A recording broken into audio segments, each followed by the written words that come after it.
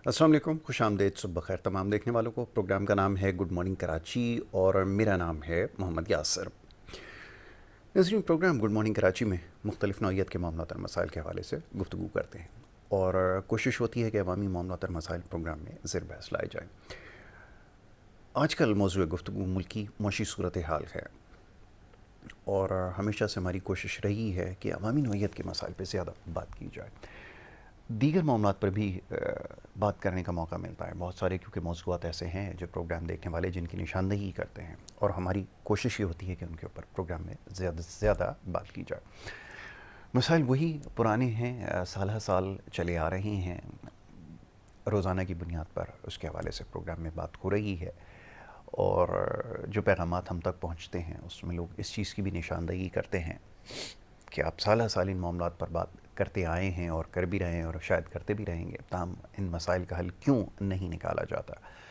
अब ये एक बड़ा अहम सवाल है, क्यों हमारी तरजीहात में ये चीज़ शामिल नहीं है, हुकूमतों की तरजीहात में, और क्यों इस कदर पेचीदा मामलात होते जा रहे हैं।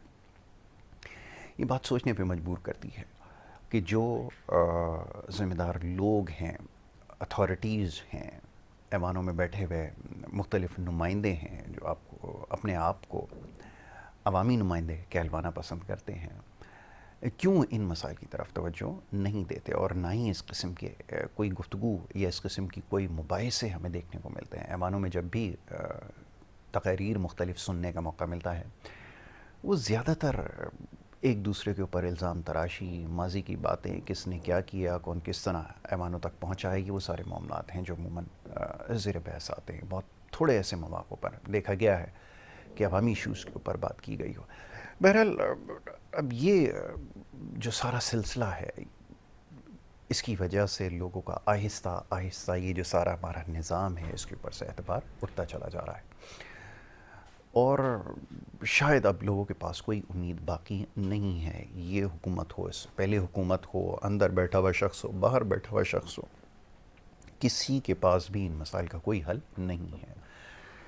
और याद रखिए कि ये लोग जो आपको ऐवानों में नज़र आ रहे हैं, ये जो इससे पहले मुख्तलिफ़ जमातों का हिस्सा रहे, फिर किसी और जमात में, फिर किसी और जमात में, आज एक दफ़ा फिर ऐवानों में पहुँचे हुए हैं, इनसे अगर आप उम्मीद लगाए बैठे हैं कि ये आपके मामलात और मसाइल को हल करेंगे, तो ये एक बहुत बड़ी गलती है। यही वो लोग हैं जो पहले किसी और पार्टी का हिस्सा थे, आज कोई नई पार्टी आ गई, उसके साथ हो गए और फिर ये सिलसिला इस तरह आगे चलता रहेगा। बहरहाल इससे ज़्यादा क्या कहूँ, बड़ी सख्त बात हो जाएगी, बहुत सारे लोगों को नागवार भी गुजरेगी और गुज़रती है। ताहम हमें अपने मसाइल के बारे में सोचना है। बहरहाल इन मामलात पर गुफ्तगू की जाएगी, ख़ास तौर पर जो माशी सूरत हाल है। और याद रखिए कि जो बैनुल अक़वामी इस वक्त सूरत हाल है, ये बहुत ज़्यादा असरअंदाज़ हो रही है पूरी दुनिया की मईशत के ऊपर, और क्योंकि हम ख़ुद को अब पूरी दुनिया से अलग नहीं रख सकते, तो यही वजह है कि हमारे मुल्क पर भी, हमारी मौशी सूरत हाल पर भी ये मामलात भी असरअंदाज़ हो रहे हैं। तो पहले ही सूरत हाल बड़ी अबतर है। ये जो आलमी इस वक्त सियासी मंजरनामा है, ये किस हद तक असरअंदाज़ हो रहा है। आपसे कुछ देर पहले एक बड़ी अफसोसनाक खबर मौसूल हुई है, जो हम फ़लस्तीन और इसराइल का जो कॉन्फ्लिक्ट है उसके हवाले से बताते भी आए हैं और सर हर तरफ इसके बारे में बात भी हो रही है। अब से कुछ देर पहले जो इस्माइल हानिया, हमास के जो सरबराह हैं, उनकी असैसिनेशन के हवाले से खबर आई है और ये भी ब्रेकिंग न्यूज़ है इस वक्त पूरी दुनिया में, ये भी दिखाई जा रही है, इसके हवाले से बात हो रही है। तो यहाँ पे हमने कहा इसका भी तस्करा करता चलें कि बड़ी अफसोसनाक खबर है। और मौका ऐसा है कि अभी ब्रादर इस्लामी मुल्क ईरान के अंदर ईरान की जो सदारती हल्फ बर्दारी की तकरीब है, वहाँ पर शिरकत इस्माइल हानिया ने की और उसके बाद जब वो अपनी रिहाइशगाह पहुँचे तो वहाँ पर उनको जो असैसिनेट किया गया है, ये ख़बर अब से कुछ देर पहले मौसूल हुई है जो पूरे इस वक्त आलमी ज़राए इब्लाग के ऊपर। तो ये जो ख़बर इस वक्त आई है बहुत ही अफसोसनाक ख़बर है। और जैसे मैंने आपसे कुछ देर पहले अर्ज़ किया कि ये सारी सूरत हाल पूरी दुनिया की सियासी सूरत हाल और माशी सूरत हाल के ऊपर असरअंदाज़ हो रही हैं। ये जो जंग के असरात हैं पूरी दुनिया में अब नज़र आना शुरू हो गए हैं और बहरहाल इसमें पूरी दुनिया का जो किरदार होना चाहिए वो नज़र नहीं आ रहा। हमेशा की तरह इस दफ़ा भी ऐसा ही हुआ। गुज़िश्ता रात भी एक बड़ी अफसोसनाक खबर आई بیروت پہ اسرائیلی فورسز نے حملہ کیا ہے اور وہاں پہ بھی جو آبادی ہے اس کو نشانہ بنایا ہے، تو سلسلہ اب مزید پھیلتا چلا جا رہا ہے. تو اس کے اثرات جیسے میں نے کہا کہ پوری دنیا پہ نظر آئیں گے، اور معیشت پہ خاص طور پہ پوری دنیا کے اس پہ بری طرح اثرات نظر آ رہے ہیں. اور اس سے پہلے جو یوکرین اور رشیا کی جو جنگ کا تنازع ہے اس کی وجہ سے بھی ہم پوری دنیا کی معیشت پر ہم نے اس کے اثرات رونما ہوتے ہوئے دیکھے ہیں، یا اس پہ اثر انداز ہو رہے ہیں پوری دنیا کی معیشت پر. تو یہ اس وقت صورتحال ہے. اور جیسے میں کچھ دیر پہلے بھی یہ بات دہرا چکا ہوں کہ پاکستان کی جو معاشی صورتحال ہے پہلے ہی بہت زیادہ ابتر ہے. ہماری حکومتوں کے پاس کسی قسم کی کوئی پالیسی یا کوئی ایجنڈا یا پلان نظر نہیں آ رہا. اس کی کیا وجہ ہے یہ سمجھنا سب کے لیے بڑا مشکل ہے. اشاریے پیش کرنا، اعداد و شمار دکھانا آن پیپر، صورتحال بہتر یقیناً آپ کی نظر آ رہی ہوگی. تاہم صورتحال یہ ہے کہ ایک عام آدمی کا جو گزر بسر ہے وہ اب انتہائی مشکل ہو چکا ہے. اس کے اوپر اس سے پہلے بھی پروگرام میں گفتگو ہو چکی ہے. بجلی کے بل ہوں، اشیاء خرد و نوش کی قیمتیں ہوں، یا تمام معاملات ہوں، یہ اب ایک عام آدمی کی دسترس سے بہت دور جا چکے ہیں. تو اب دیکھنا یہ ہے کہ حکومت اس کے حوالے سے کیا کرتی ہے. اور سب سے بڑا جو ہمارے لیے ہر دور میں ایک بہت بڑا چیلنج رہا ہے وہ یہ کہ جو IMF کے پلانز ہیں اس سے ہم کس طرح باہر نکلتے ہیں. دوسری طرف دہشت گردی ایک بہت بڑا مسئلہ ہمیشہ سے رہا ہے، اور خاص طور پہ 2000 کے بعد سے اس میں بے پناہ اضافہ ہوا. تاہم خدا کر کے یہ معاملہ کسی حد تک جو ہے وہ حل ہوا، دہشت گردی میں کمی واقع ہوئی، لیکن اس کے بعد جو کچھ ہوا، جو سیاسی غلطیاں ہوئیں، جو تجربے ہوئے، اس کی بنیاد پر اس سلسلے میں مزید اضافہ ہوا. اور وہ اضافہ کسی ایک سیاسی جماعت کے اوپر اس کی ذمہ داری ڈال دینا یہ بھی درست نہیں ہوگا. تو ہم واقعتاً ایک ہی ایسی جماعت تھی، سیاسی جماعت مناسب نہیں ہے لفظ استعمال کرنا، جب ان کے پاس حکومت آئی اور جو کچھ ہوا خیبر پختونخوا کے اندر خاص طور پر جو اس وقت ہو رہا ہے وہ انتہائی پریشان کن صورتحال ہے. تو بہرحال یہ ساری صورتحال رہی ہیں ہماری عدم دلچسپی کی وجہ سے، غیر ذمہ داری کی وجہ سے. خاص طور پہ جو پچھلا دور حکومت رہا ہے، یہ جو حکومت اس وقت موجود ہے، وہ جو 16 ماہ کی حکومت ہے اس سے پہلے جو حکومت رہی ہے، میں برملا اس کا اظہار کرتا ہوں. آپ کو اس کے بارے میں تحقیق کرنا ہوگی، چاہے آپ کو یہ بات اچھی لگے یا آپ کو ناگوار گزرے. یہ ساری ذمہ داری ان کے اوپر ہے. انہوں نے جس طرح حالات کو جس طرح سے کنٹرول کرنے کی کوشش کی، اس کے اثرات بہت بری طرح سے اب نظر آنا شروع ہو گئے ہیں. بہرحال ان معاملات پر میں گفتگو کروں گا. ملکی معاشی صورتحال بھی یقیناً زیر بحث آئے گی. ڈاکٹر محمد شہباز صاحب سے ایک دفعہ پھر رابطہ کرنے کی کوشش کی گئی ہے، ان کو میں ایک دفعہ پھر ویلکم کروں گا. بہت شکریہ ڈاکٹر شہباز پروگرام میں وقت دینے کے لیے. ڈاکٹر صاحب میرا سوال آپ سے یہ ہے کہ جیسا بھی میں نے عرض کیا کچھ دیر پہلے، شاید آپ میری بات نہ سن سکے ہوں، میں دہرا دیتا ہوں یہ بات کہ یہ جو اس وقت پوری دنیا میں ہو رہا ہے، خاص طور پہ جو سیاسی صورتحال ہے وہ آپ کی معیشت پر بھی اثر انداز ہو رہی ہے. یہ بات کس حد تک درست ہے؟ اور جب آپ کی اپنی جو معاشی پالیسی ہو وہ آپ کو معیشت کو بہتر نہ بنا رہی ہو، تو ایسی صورتحال میں پھر کیا کیا جائے گا؟ کیونکہ عالمی جو اس وقت جو جنگی کیفیت ہے یا جو اتار چڑھاؤ ہے پوری دنیا کی سیاست کے اندر بھی، اس کے اثرات اور یہ اثرات اگر سب ایک ساتھ مل جائیں گے اس کا نتیجہ کیا نکلے گا؟ یہ ذرا بتائیے گا. کیا ہم سنبھل پائیں گے؟ اب یہ ایک بہت بڑا ہمارے لیے چیلنج اور ایک سوال بن چکا ہے، ذرا فرمائیے گا. جی دوست بھی اصل بات یہ ہے کہ جو گرمی ہے اس کا سامنا کئی دہائیوں سے یہ سامنا ہم کرتے آ رہے ہیں. ایک چیز. دوسری بات یہ ہے کہ جب کوئی ملک ہو، چاہے پاکستان ہو، پاکستان کا پڑوسی ملک ہو یا کوئی اور ملک ہو جو فائنینشلی ویک ہو یا انسٹیبل ہو، تو پھر بیرونی کرتے ہیں آپ کو. اور آپ کو اگر یاد ہو تو آپ کے حالات کی بات یہ کب تک اسٹیبل ہوں گے، یہ 2025 چینا. اس کی وجہ یہ ہے کہ آپ دیکھیں کہ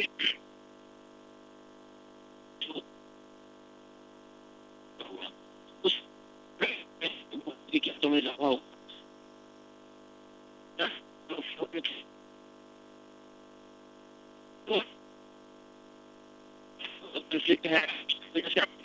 خراب ہو رہے ہیں.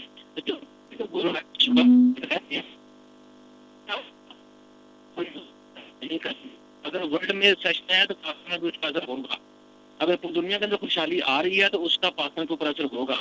اگر پولیٹیکل چینج آ رہا ہے تو اس کا پاکستان کے اوپر اثر ہوگا. تو میرا خیال ہے کہ ہمیں اپنی سطح پہ اپنی پالیسی جو ہے یا اپنی پولیٹیکل سچویشن جو ہے یا اپنی اکنامک سچویشن جو ہے اس کو اپنے حالات کے مدد رکھتے ہوئے ہمیں اس کے اوپر کام کرنا چاہیے، تاکہ جب اس طرح کے کوئی ایکسٹرنل شاکس ہوں تو ہماری اکانومی کے اندر اتنا پوٹینشیل ہو کہ ہم ان ایکسٹرنل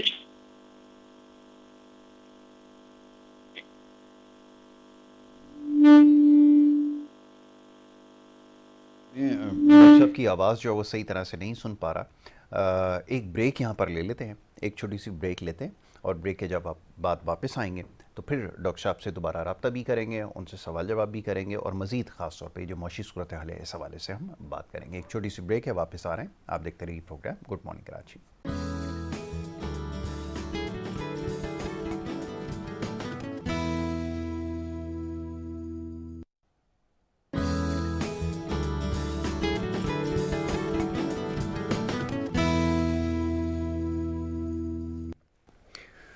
प्रोग्राम में एक दफ़ा फिर आपको खुशामदीद कहेंगे, और ब्रेक पे जाने से पहले गुफ्तगू जारी थी। डॉक्टर मोहम्मद शहबाज हमारे साथ टेलीफोन लाइन के ज़रिए मौजूद थे, और उनसे हम गुफ्तगू कर रहे थे मुल्की मौशी सूरत हाल के हवाले से।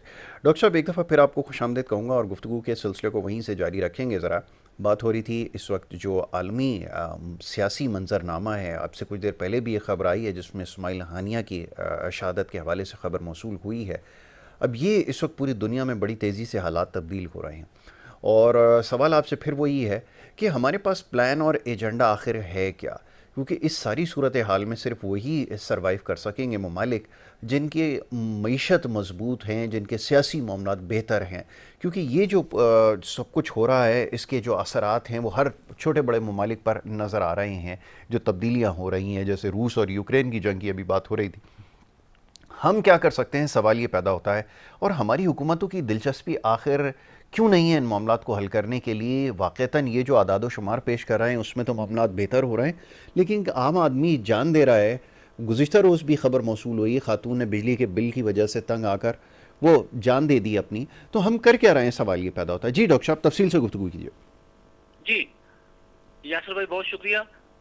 हमें शायद इदराक नहीं है इस चीज़ का कि सबसे पहली बात तो ये है कि हम अपने आप को खुद आइसोलेट करके बैठे हुए हैं कि जो हम कर रहे हैं, जिस तरह से कर रहे हैं और जैसे भी कर रहे हैं वो हम ठीक कर रहे हैं। ठीक, आप देखें, हम अभी तक तोशाखाना केसेस जो हैं उससे बाहर नहीं निकले, बिल्कुल, और पिछले 2 साल से 1.5 साल से, बल्कि उससे पीछे चले जाएं, जब से तब्दीली गवर्नमेंट शुरू हुई है, उसके बाद तब्दीलियां होना शुरू हुई हैं, हम डे बाय डे पीछे ही जाते जा रहे हैं। जी, दुनिया जो है वो हमसे कहीं आगे निकल गई है, और वो हमारे पड़ोसी ममालिक जो थे, जिनके साथ हम आज़ाद हुए और जिनके साथ हमने सफ़र चलना शुरू किया, उनका जीडीपी पर कैपिटा देख लें, हम अपना जीडीपी पर कैपिटा देख लें, इवन कि नेपाल की सिचुएशन देख लें, आप इवन कि ये देखें श्रीलंका जो फाइनेंशियल डिफॉल्ट कंट्री है, उसकी करेंसी का रेट चेक कर लें, हम अपनी करेंसी का रेट चेक कर लें। बिल्कुल ठीक।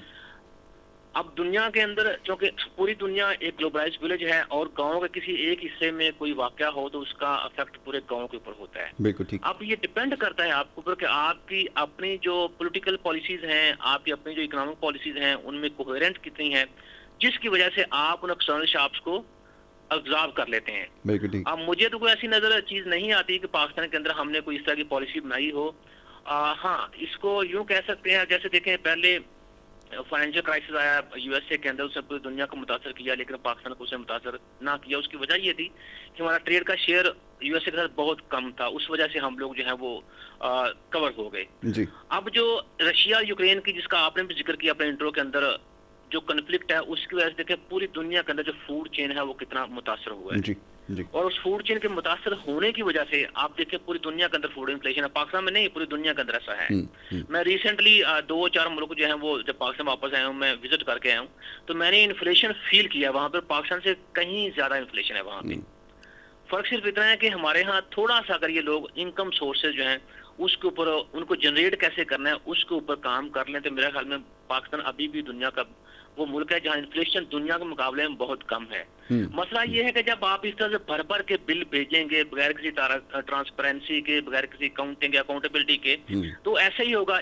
मैं हूँ, मेरा पिछले महीने बिल 50,000 आ गया, मैंने वावेला किया, भाई मेरी इतनी बिजली कंजम्पशन ही नहीं है, तो उस वावेले का नतीजा ये हुआ कि मुझे इस दफा 1,18,000 रुपया बिल आ गया। भाई बिल तुझे भेज रहे हैं बगैर अकाउंटेबिलिटी के, भेज रहे हैं बगैर ट्रांसपेरेंसी के, भेज रहे हैं, तुझे ये भी इजाजत नहीं है कि तुम एहतजाज करो। बिल्कुल ठीक। और आप ये देखें, कल गुजरांवाला में भी ऐसे ही हुआ है कि एक मजदूर था, तो वो कहता है पिछले महीने मुझे 50,000 रुपए बिल आ गया था जी, अब 1,000 रुपए मैं दिहाड़ी कमाता हूँ, मैं बिल पे करूँ या बच्चों का पेट पालूं। اور اس مہینے میں انہوں نے مجھے 1,18,000 بھیج دیا ہے. تو کوئی نہ کوئی بندہ تو اس کے اوپر ہونا چاہیے نا کہ یہ ایسا کیوں ہو رہا ہے. بالکل اب صحیح. جب ٹیکس کلیکشن کرتے ہیں اس کے اندر 800 ارب کا آپ کو پتا چلے کرپشن کی نظر ہو گیا ہے, اس کا کہیں پتہ ہی نہیں چل رہا. تو مجھے تو یہ سمجھ جو آ رہی ہے کہ اب اسکینڈل جو ہیں وہ لاکھوں کروڑوں کے رہے ہی نہیں ہیں. بالکل صحیح. اب تو بات اربوں اور خربوں کے اوپر چلی گئی ہے. بالکل. ہم پھر بھی اسی بات پہ لگے ہوئے ہیں کہ جی ہم نے جمہوریت بچانی ہے, جی بس میرے 5 سال جو ہیں وہ پکے ہونے چاہیے. آپ خود یہ کہتے ہیں, ہمارے جو وزیر خزانہ کہتے ہیں پاکستان میں انفلیشن جو 12.5% کے اوپر آ گیا ہے. میں ان کی بات اون کرنے کو تیار ہوں, بٹ مجھے صرف یہ بتایا جائے کہ جو 12.5% انفلیشن ہے کیا واقعی گراؤنڈ ریالٹی کے ساتھ میچ کرتا ہے وہ؟ بالکل نہیں. آپ یہ کہتے ہیں ہمارے جو غیر ملکی فارن ریزروز ہیں وہ مستحکم ہو رہے ہیں. اگر فارن ریزروز مستحکم ہو رہے ہیں آپ کے, تو روپے کی ویلیو جو ہے وہ بڑھ کیوں نہیں رہی؟ بالکل صحیح. اگر آپ یہ سمجھتے ہیں کہ ملکی جو اکنامک سچویشن ہے وہ پاکستان کی پہلے سے بہتر ہو رہی ہے, تو پھر اس کا افیکٹ عام آدمی کے اوپر کیوں نہیں ہو رہا؟ ان امپلائمنٹ پہلے سے کم کیوں نہیں ہو رہا؟ انفلیشن آپ کہہ رہے ہیں کم ہو رہا ہے, لیکن میں کہہ رہا ہوں گراؤنڈ ریالٹی سے بالکل ڈفرینٹ ہے. ملک کے اندر جو اکنامک بے چینی ہے, یہ اکنامک مزری جسے کہتے ہیں, وہ کم کیوں نہیں, وہ کیوں چیزیں بڑھ رہی ہیں؟ لوگ خودکشیاں کیوں کر رہے ہیں؟ دیکھو جب خوشحالی آتی ہے تو لوگ تو پھر ظاہر سی بات ہے خودکشیاں کی طرف تھوڑے کو بندہ جائے گا. بالکل صحیح. احتجاج تھوڑے کریں گے لوگ.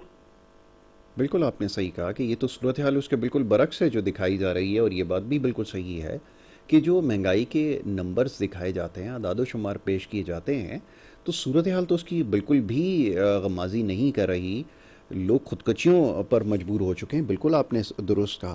ڈاکٹر صاحب اب کیا کیا جائے؟ دیکھیں یہ مسائل کی نشاندہی تو ہو چکی ہے, پہلے تو شاید ان معاملات کے اوپر لوگوں کو زیادہ علم نہیں تھا, لیکن اب یہ جو آپ کا انرجی کے مسائل ہیں, خاص طور پہ آئی پی پیز وغیرہ کے حوالے سے اب ہر شخص ہی بات کر رہا ہے اور سوال کر رہا ہے, جاننا بھی چاہتا ہے کہ یہ پالیسیز کس طرح مرتب کی گئیں, کون کون لوگ تھے, کنہوں نے معاہدے کیے ہیں, کون کون سی سوورن گارنٹیز اس کے اوپر دی گئیں, کیا کیا معاملات تھے, سب کچھ عوام کے سامنے آ چکا ہے. ایسی صورت میں حکومت کیا کر سکتی ہے؟ اب شاید یہ بات بھی لوگوں کو پتہ چل چکی ہے کہ جو معاہدے کر رہے تھے یا جو کمپنیز ہیں یہ کن لوگوں کی ہیں, کتنے باثر لوگ ہیں, اب ان کا راستہ کیسے روکا جائے گا, اسٹیٹس کو کیسے توڑا جائے گا, سوال یہ پیدا ہوتا ہے. آپ ذرا فرمائیے. وہ دیکھیں ہم نے پچھلے پروگرام میں یہ بات کی تھی کہ جب ایک 70s کو دیکھا جو 22 خاندان تھے جو بڑھ کے 40 خاندان ہو گئے ہیں, اور اس میں آپ پہلے تو ہم کہتے تھے کہ آئی پی پی جو ہیں یہ انٹرنیشنل انویسٹرز ہیں جنہوں نے یہاں پہ انویسٹمنٹ کی, تو اب تو سارے کا سارا جو وہ قصہ ہے وہ سارا کھل گیا ہے. یہ تو ہمارے لوکل لوگ ہیں جو ان آئی پی پیز کے مالک ہیں, اور اس میں بہت سارے آئی پی پیز جو ہیں آپ کو پتا ہے وہ 10% بھی نہیں چلے, کوئی 30% چل رہا ہے, لیکن کیپیسٹی چارجز کے مادھیم اس کو 100% پوٹینشیل ہے کہ اس کو پیسے دیے جا رہے ہیں, کہ کوئی 10% چل رہا ہے اس کو پیسے 100% کیپیسٹی چارجز کے مادھیم میں دیے جا رہے ہیں. تو اس کا مطلب یہ ہوا کہ آپ کی نظر میں عام آدمی جو ہے اس کی فلاح و بہبود جو ہے وہ تو کوئی مان ہی نہیں رکھتی. آپ کے جو الائز ہیں, جو آپ کی پارٹیوں میں شامل لوگ ہیں جنہوں نے انویسٹمنٹ کی ہے, انہوں نے کہا یہ ہمارے پاس گولڈن اپرچونٹی ہے لوگوں کا خون نچوڑنے کی, تو چلو اس میں پیسے لگاؤ, خون نچوڑو لوگوں کا, اور آپ ان کو کھلم کھلا جو ہے جگہ دے رہے ہیں, موقع دے رہے ہیں, ٹائم دے رہے ہیں کہ ٹھیک ہے آپ سے جتنا خون نچوڑا جا سکتا ہے ان لوگوں کا نچوڑیں. مجھے بتائیے گوہر صاحب نے اس کے اوپر بات کی کہ میں جو بزنس مین ہوں اور یہ ہمارا ملک ہے اور ہم اپنے ملک کو لوٹنے نہیں دیں گے. پہلی بات تو یہ ہے کہ جب وہ گورنمنٹ میں تھے تو انہوں نے کیا کیا اس کو, بالکل صحیح. مجھے بڑی حیرت ہوتی ہے اس بات کی کہ جب یہ لوگ گورنمنٹ کے اندر ہوتے ہیں تو سارا کچھ ٹھیک ہوتا ہے, جب گورنمنٹ سے باہر ہوتے ہیں تو پھر سارا کچھ خراب ہو جاتا ہے. تو یہ بات اس وقت بھی ان کو مدعا اٹھانا چاہیے تھا کہ بھئی یہاں زیادتی ہو رہی ہے قوم کے ساتھ, تو ہمیں یہ زیادتی نہیں کرنی. اب دوسری بات یہ ہے کہ چلیں ٹھیک ہے, ان کا ضمیر جاگا جب ان کو دوبارہ گورنمنٹ نہیں ملی, تو اس کے بعد انہوں نے شور مچانا شروع کیا. اس کے اوپر مجھے بتائیں کسی منسٹر کا, کسی سی ایم کا, کسی فیڈرل منسٹر کا, پرائم منسٹر صاحب کا یا پریزیڈنٹ صاحب کا کس کا بیان آیا ہے؟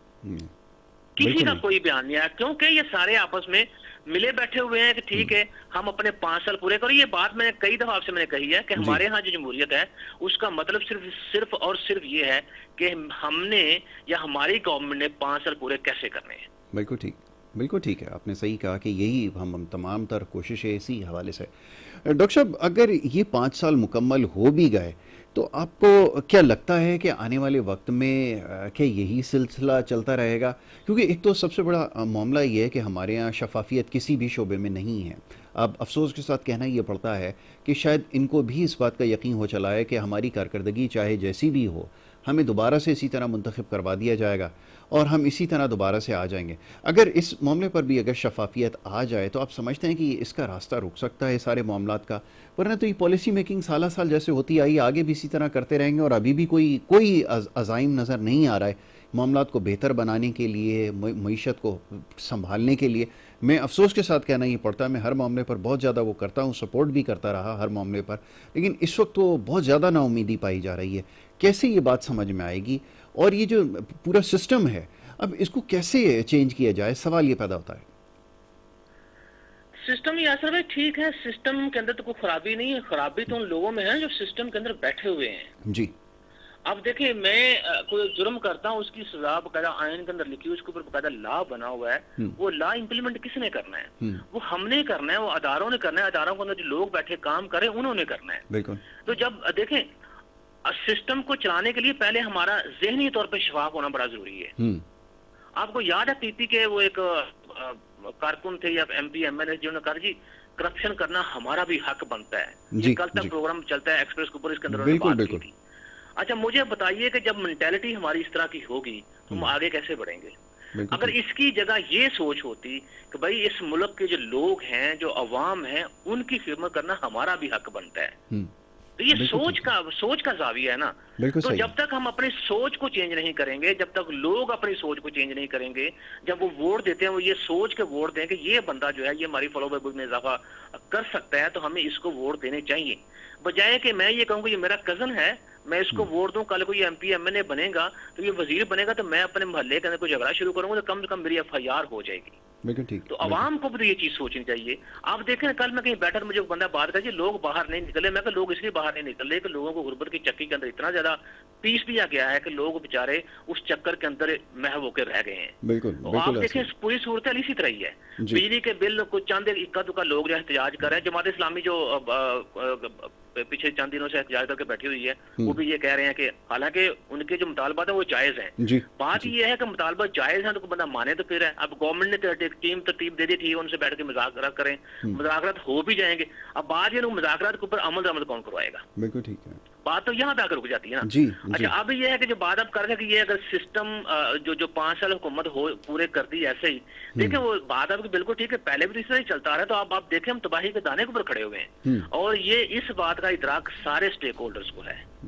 اب مسئلہ یہ ہے کہ یہاں پہ پہنچ کے بھی ہم کچھ سیکھنے کو تیار ہی نہیں ہے. نہ مسلم لیگ نون سیکھنے کو کچھ تیار ہے, نہ اسٹیبلشمنٹ کچھ سیکھنے کو تیار ہے, نہ پیپل پارٹی سیکھنے کو تیار ہے, نہ پی ٹی آئی سیکھنے کو تیار ہے. تو جب تک آپ ہسٹری سے اپنی غلطیوں سے سبق نہیں سیکھیں گے, اپنی غلطیاں ایکسپٹ نہیں کریں گے, اب آگے بڑھنے کا کیسے سوچ سکتے ہیں؟ بالکل ٹھیک ہے, آپ نے بالکل صحیح کہا. لیکن ڈاکٹر صاحب تاریخ تو یہ بتاتی ہے کہ نہ ہم نے ماضی میں اپنی غلطیوں سے کچھ سیکھا ہے, نہ آگے سیکھنے کے لیے تیار ہیں. اور بڑی عجیب سی بات ہے کہ اتنا عرصہ گزر جانے کے بعد بھی بڑے منجھے ہوئے سیاستدان, بڑے منجھے ہوئے پارلیمنٹیرینز, یہ سب یہ مکمل طور پر ناکام نظر آ رہے ہیں. اور یہ صرف ان کی خود کی ناکامی نہیں ہے, لوگوں کا اب اعتبار جو ہے پورے سسٹم سے اٹھتا چلا جا رہا ہے اور لوگوں کو اب یہ بھی یقین ہو چلا ہے کہ اب کوئی بھی ایسا شخص نہیں ہے. کیونکہ دیکھ لیں اس ایشو کے اوپر ہی ہونا تو یہ چاہیے تھا کہ لوگ جو ہے وہ سڑکوں پر ہوتے, لیکن ابھی بھی لوگوں کے اندر جو میں دیکھتا ہوں شاید یہ جو سارے معاملات ہیں یا یہ ظلم سہنے کی اتنی عادت پختہ ہو چکی ہے کہ وہ تیار نہیں ہے. تو یہ بڑا مشکل بظاہر نظر آ رہا ہے. تو ڈاکٹر صاحب اب سوال یہ پیدا ہوتا ہے کہ یہ جیسے اکاؤنٹیبلٹی کی بات آپ نے کی ہے, کہاں سے سلسلہ شروع کیا جائے اور کرے گا کون آخر؟ سوال یہ پیدا ہوتا ہے کیونکہ کوئی بھی شخص, کوئی بھی ادارہ اکاؤنٹیبلٹی کے لیے تیار نہیں ہے. شاید وہ سوچتے ہیں کہ اگر ان کی اکاؤنٹیبلٹی کریں گے تو کل ہماری باری بھی آ سکتی ہے. جب صورتحال یہاں تک پہنچ جائے پھر کیسے معاملات بہتر ہوں؟ دیکھیں یاسر بھائی, 2 باتیں ہیں. ایک تو بات یہ ہے کہ سیاست اور چیز ہے, لیڈرشپ اور چیز ہے. بالکل ٹھیک ہے, بالکل ٹھیک ہے, میں ابھی متفق کہتے ہوں تو ہیں آپ کہ کی لو بات سے. جی ہمارے لیڈرز ہیں, میں کہتا ہوں یہ صحیح معنوں میں سیاستدان بھی نہیں. جی جی جی, کیونکہ سیاستدان جو ہوتا ہے وہ اپنا مفاد دیکھتا ہے. اپنے مفاد سے مراد یہ ہے کہ جس علاقے سے منتخب ہوتا ہے یا اپنی پارٹی جو اس کا منشور جو ہوتا ہے اس کو امپلیمنٹ کروانے کی کوشش کرتا ہے. بالکل ٹھیک ہے. اب جو ہمارے سیاستدان ہیں وہ جس علاقے سے جیتتے ہیں اسی علاقے کو سب سے زیادہ پسماندہ رکھتے ہیں. بالکل ایسا. ٹھیک ہے. اچھا اب آ جاتی ہے لیڈرشپ کی بات. اب لیڈرشپ میں یہ ہوتا ہے کہ جب قوم کی خاطر یا قوم کے مفاد کی خاطر یا عام آدمی کے ریلیف کی خاطر اس کو تو کڑا وقت آ جائے تو وہ اس کو سینہ تان کے برداشت کرتا ہے اور لیڈر ہونے کا ثبوت دیتا ہے. بالکل ٹھیک ہے. ہمارے ہاں نہ لیڈرشپ ہے، ہمارے ہاں نہ سیاستدان ہے، یہ سارے کے سارے جو ہیں یہ کاروباری لوگ ہیں. اب ساروں کا پروفائل اٹھا کے دیکھ لیں، کوئی پراپرٹی سے تعلق رکھتا ہے، کوئی کنسٹرکشن سے تعلق رکھتا ہے، کسی کا کوئی اور بزنس، سارے کاروباری لوگ ہیں. اور کاروباری بندہ جو ہوتا ہے آپ کو پتا وہ اپنے کاروبار کو دیکھتا ہے، وہ باقی چیزوں کو نہیں دیکھتا. بالکل آپ نے صحیح کہا، یہی تو صورت اب ہے. اس طرح کی جب صورتحال ہوگی تو مجھے بتائیں آپ کا کوشچن جو ہے وہ ان حالات میں پوچھنا واجب بنتا ہے؟ بالکل واجب نہیں بنتا آپ کا کوشچن. بالکل بالکل ڈاکٹر صاحب آپ نے صحیح نشاندہی کی ہے کہ یہ بڑا مشکل کام ہے. آپ نے بالکل صحیح نشاندہی کی کہ ہر شخص اسی طرح سوچتا ہے جو اس کا کام ہے، اور اگر دور اندیش لوگ ہوتے، واقعی اگر سیاسی فہم ہوتا تو صورتحال بہت مختلف ہوتی ہے. یہ بات بالکل آپ کی درست ہے. ڈاکٹر صاحب اس میں یاسر بات یہ ہے کہ وہ جو شعور کی آپ بات کر رہے ہیں، ٹرانسپیرنسی کی بات کر رہے ہیں، وہ مجھے اپنے آپ سے شروع کرنی چاہیے، آپ کو اپنے آپ سے شروع کرنی چاہیے، عوام کو اپنے آپ سے شروع کرنی چاہیے. ہمارا مسئلہ یہ ہے بہت اچھی کہ ہم یہ کہتے ہیں کہ میرے بارے میں کوئی بندہ بات نہ کرے، میں کسی دوسرے سے توقع کروں. تو ہم کیوں ان سے توقع کر رہے ہیں کہ یہ ٹرانسپیرنٹ پالیسیز لے کے ہیں؟ ہم اپنے آپ کو ٹرانسپیرنٹ کیوں نہیں کرتے؟ جب ہم خود اپنے آپ کو ٹرانسپیرنٹ کر لیں گے تو پھر یہ بھی ہمارے مطابق ڈھل جائیں گے، کیونکہ یہ بھی تو لوگ ہم میں سے اٹھ کے اوپر آ رہے ہیں نا. بالکل ایسا ہی ہے. ڈاکٹر صاحب یہ سیاسی شعور کی آپ نے بات کی ہے، یہ کیسے آئے گا؟ کیونکہ یہاں سیاسی شعور کے نام پہ جو کچھ ڈرامہ ہو رہا ہے یا جو کچھ کیا جا رہا ہے، یہ بھی بڑی پریشان کن صورتحال ہے. ہمیں شاید خطرہ جو بیرونی طاقتیں ہیں یا دشمن ممالک ہیں ان سے زیادہ نہیں ہے، یہاں اپنے لوگ جو کام کر رہے ہیں، خاص طور پہ جو سوشل میڈیا پہ جو کام ہو رہے ہیں، اس کے کیسے بچا جائے؟ کیونکہ یہ سب کچھ تو سیاسی شعور کے نام پر ہی کیا جا رہا ہے. خاص طور پہ بچے ہمارے جو کچھ کر رہے ہیں، میں تو بڑا حیران ہوں کہ اگر یہ اس طرح استعمال ہوتے رہے اور یہ سیاست کا ایندھن بنتے رہے تو پھر آپ کیسے اپنے ملک کی حفاظت کر پائیں گی؟ اس کے بارے میں تو ذرا بتائیں کہ آئے کہاں سے یہ سیاسی شعور؟ کچھ سیاسی لیڈر یا رہنما ہوتا ہے سیاسی شعور دیتا ہے، لیکن یہاں تو اس حد تک گمراہ کن لوگ ہیں یا لیڈر جو نام نہاد ہیں، انہوں نے اس حد تک گمراہ کر دیا ہے کہ وہ ریاستی اداروں کے خلاف اور اپنے ملک کے خلاف ہی لگ گئے ہیں کام کرنے. کیا کیا جائے ایسی صورتحال میں؟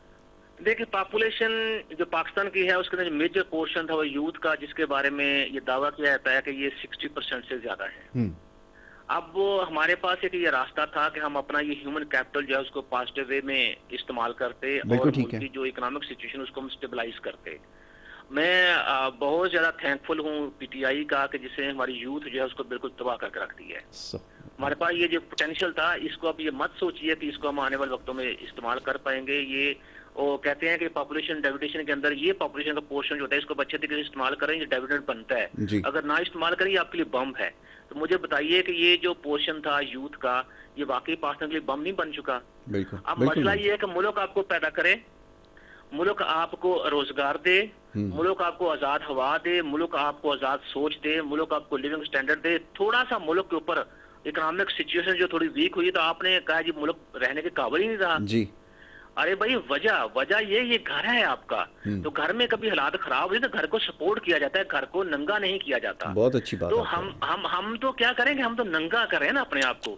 اب اس کی وجہ سے آپ انٹرنیشنل لیول پہ دیکھیں جو گلوبل اسٹیبلشمنٹ ہے اس کو پاکستان جو ہے ایک ایکسپیریمنٹ یہ تجربہ کے جسے کہتے ہیں وہ ملا ہوا ہے. بالکل وہ آتے ہیں اپنا تجربہ کر کے واپس چلے جاتے ہیں، ہم جو ہیں وہ بالکل ہاتھ کھول کے بیٹھے ہوئے ہیں. اس کی وجہ یہ ہے کہ چونکہ وہ سیاسی جو شعور ہے لوگوں کے اندر وہ میرے خیال میں پاکستان کے اندر پمپ ہی نہیں ہوا. کہتے ہیں کہ جو ذوالفقار بھٹو صاحب تھے انہوں نے بہت اچھے کچھ کام کیے، لیکن کسی جگہ پہ آ کے میرے خیال میں وہ بھی تھوڑی سی مار کھا گئے اور وہ سیاسی جو کہہ رہے اس کو شعور تھا لوگوں میں پیدا نہیں کر پائے، کیونکہ انہوں نے بھی روٹی کپڑا مکان تک لوگوں کو رکھا.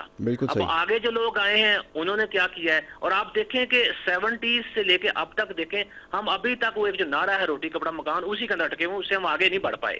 بالکل ایسا. تو اس کے لیے میرے خیال میں جتنے آپ کے سیاستدان ہیں ان کو ایجوکیشن جو ہے اس کو اپنے ہاتھ سے نہیں چھوڑنا چاہیے. اب جب آپ کے پرائم منسٹر جو ہیں وہ کسی کھیلوں والی ٹیم کا مکیلے کو وہاں پہ اکٹھ ہو تو وہاں پہ ایک ممکر جو ہے اس کو کہیں گے آئیے آپ میری نقل اتار کے دکھائیے ذرا، تو اس کے اوپر پرائم منسٹر صاحب جو ہیں وہ جناب تالیاں بجا رہے ہیں. میں نے ویڈیو دیکھی تو میں حیران پریشان ہوا یار ہمارے پرائم منسٹر صاحب کے پاس اتنا ٹائم ہے ان کے پاس کہ وہ جناب والا جو مذاق ہے اس سے محفوظ ہو رہے ہیں. جی بالکل ایسا ہی آپ نے صحیح کہا کہ یہ ہمارے لیے لمحہ فکریہ ہے، ہمیں سوچنا ہوگا. دوسری طرف یہ کہ ہم بارہا اس بات پہ اس کی معاملے کی نشاندہی کرتے آئے ہیں کہ تعلیم ہونا سب سے زیادہ ضروری ہے. اب شاید ان کو یہ سمجھ جانا چاہیے کہ یہ جو کچھ ان کے ساتھ ہو رہا ہے اس کی بڑی وجہ یہی ہے کہ لوگوں کو کیونکہ شعور نہیں دیا گیا. اب لاکھوں کروڑوں روپے کی کیمپین چلائی جا رہی ہیں صرف شعور اور آگہی کے لیے. تو اگر یہ پہلے ہی لوگوں تک پہنچا دی جاتی تو شاید نوبت یہاں تک نہیں پہنچتی. تو اب یہ بھی سوچنے پر یقیناً مجبور ہوں گے. تمام سیاسی جماعتوں کے لیے، سارے اسٹیک ہولڈرز کے لیے ایک میسیج ہے کہ اگر قوم کو تعلیم دی گئی ہوتی، شعور دیا گیا ہوتا، نوجوانوں کو خاص طور پر اگر صحیح طرح سے استعمال کیا گیا تھا تو صورتحال آج یہ اکثر مختلف ہوتی. تو ڈاکٹر صاحب اب ذرا آگے آنے والے وقت کے حوالے سے کیا کہا جا سکتا ہے؟ آپ نے بالکل صحیح نشاندہی کی ہے کہ یہ ہمارے صورتحال ہے. تعلیم کے حوالے سے کیا کچھ کر سکتے ہیں؟ کیا اتنی سخت ان میں ہے، یا یہ جو باتیں ہم نے کی ہیں یہ باتیں شاید سمجھ میں آ گئی ہوں ان کے؟ ایسا ممکن ہے کہ ان کو سمجھ میں آ جائے کہ تعلیم کی اہمیت کیا ہے؟ جی ڈاکٹر صاحب. اچھا، میں تھوڑا سا آپ کا جو پچھلا کوشچن کا سیکنڈ اس کے اوپر آؤں گا. آپ جی جی دیکھیے نواز شریف صاحب جو تھے ان کو جوتے پڑے، جی جوتا جی مارا تھا نا کسی بندے نے، بالکل جو بالکل کراچی کے اندر ہی مارا تھا. پھر شہباز گل صاحب جو تھے میرے بڑے پیارے دوست ہیں، ان کو بھی سیاہی پھینکی گئی، وہ جس نے بھی پھینکوائی، ٹھیک ہے.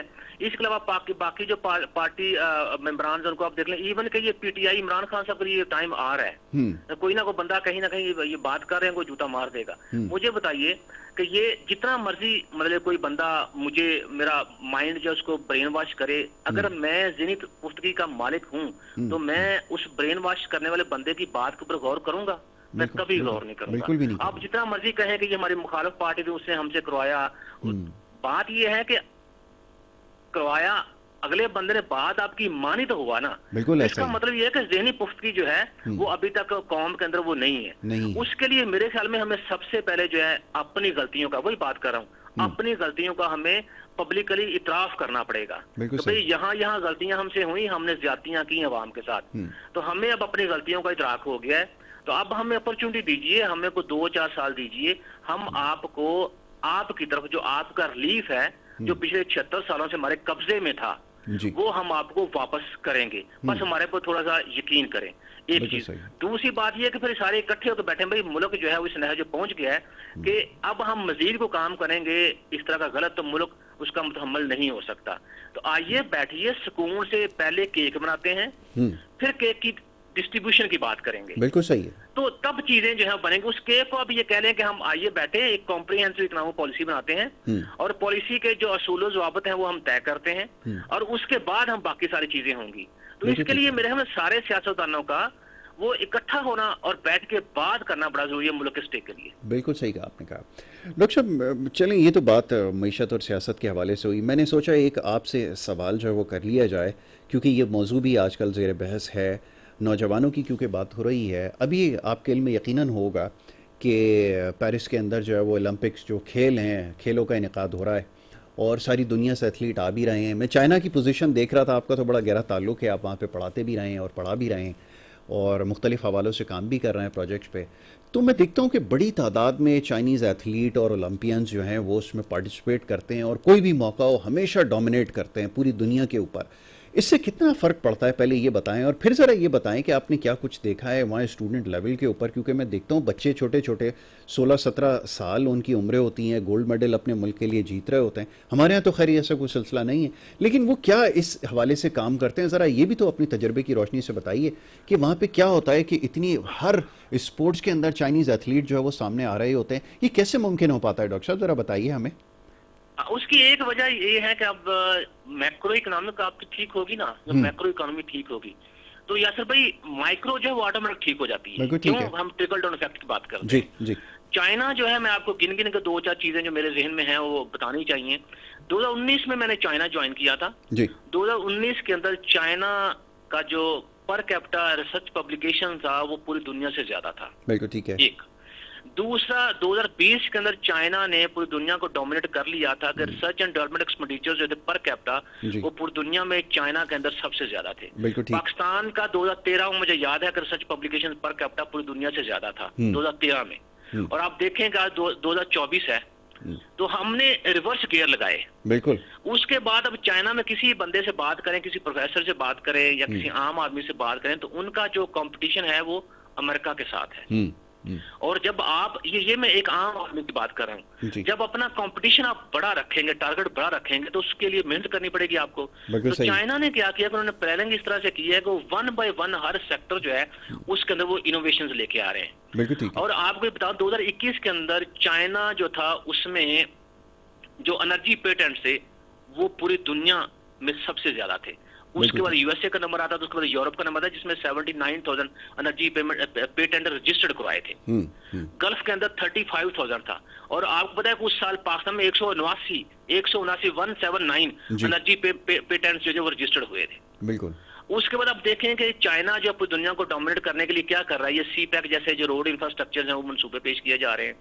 اس وقت چائنا دنیا میں جو اسٹوڈنٹس ہیں ان کو سب سے زیادہ اسکالرشپ دے رہا ہے، جس میں پاکستان کا پورشن سب سے زیادہ ہے. بالکل ٹھیک. اسی طرح آپ دیکھیں دنیا کا سب سے بڑا ڈیم چائنا بنا رہا ہے، دنیا کا سب سے بڑا جو سولر انرجی پارک ہے وہ چائنا لگا رہا ہے. تو آپ کا میں نے بات کی نا کہ جب آپ کی میکرو اکنامک سچویشن ٹھیک ہوگی تب آپ کی مائکرو ٹھیک ہوگی. اب میکرو اکنامک سچویشن کیسے ٹھیک ہوگی؟ 1 پارٹی سسٹم ہے وہاں پہ، اور وہاں پہ کیا کرتے ہیں کہ اسٹوڈنٹ لائف سے اگر آپ کو پولیٹکس کے اندر انٹرسٹ ہے تو اسٹوڈنٹ لائف سے ہی آپ کو اس سرکل کے اندر ڈال دیتے ہیں. آگے آپ کی پوٹینشیل ہے کہ آپ اپنے آپ کو میچور کر کے اوپر آ جائیں.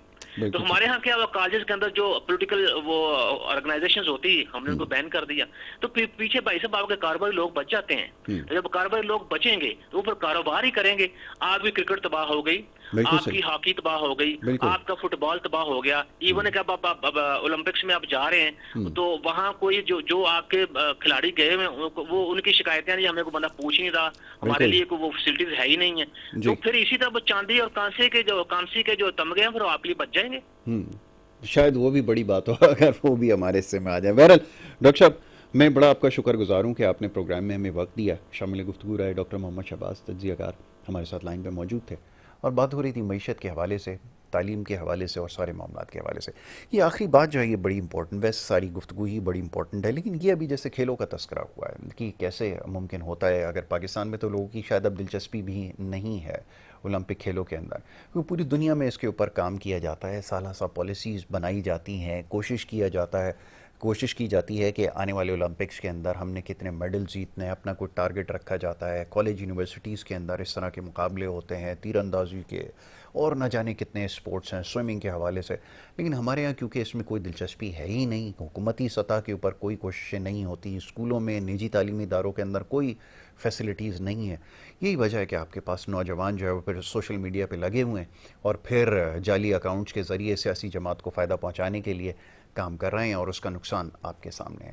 تو یہ بھی ایک وجہ ہے کیونکہ یہ صحت مند جو سرگرمیاں ہوتی ہیں یہ نوجوانوں کو ان تمام چیزوں سے دور رکھتی ہیں، لیکن کیا کریں ان کے پاس کرنے کے لیے کچھ ہے نہیں، تو موبائل فون کے ذریعے یہی کچھ کام ان کو آتا ہے اور وہ کرتے چلے جا رہے ہیں. تو بہرحال اب سوچنے کی ضرورت ہے بڑی سنجیدگی سے. حکومت کے لیے بھی ایک بڑا اسٹرانگ میسیج ہے، خاص طور پہ اس وقت جو کچھ ہو رہا ہے.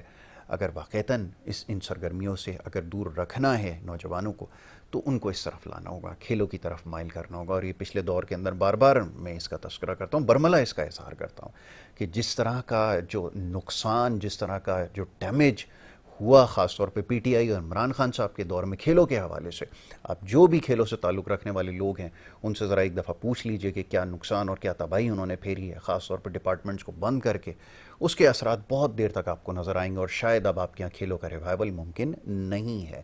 یہ محض صرف ایک ضد اور آنا کی وجہ سے جو کچھ ہوا ہے. ویسے تو بہت سارے فیصلے ہیں، میں اگر بات کرنا شروع کروں تو شاید پروگرام کا وقت ختم ہو جائے، لیکن کھیلوں کو خاص طور پہ جتنا نقصان پہنچایا ہے اس کی مثال ماضی میں کہیں ہمیں نہیں ملتی. بہرحال اس سے زیادہ کیا کہوں، ایک بریک کے لیے کہا جا رہا ہے، ایک چھوٹی سی بریک یہاں پر لینی ہے اور بریک کے بعد دوسرے سیگمنٹ کی طرف ہمیں بڑھنا ہوگا. آپ دیکھتے رہیے ہمارا پروگرام.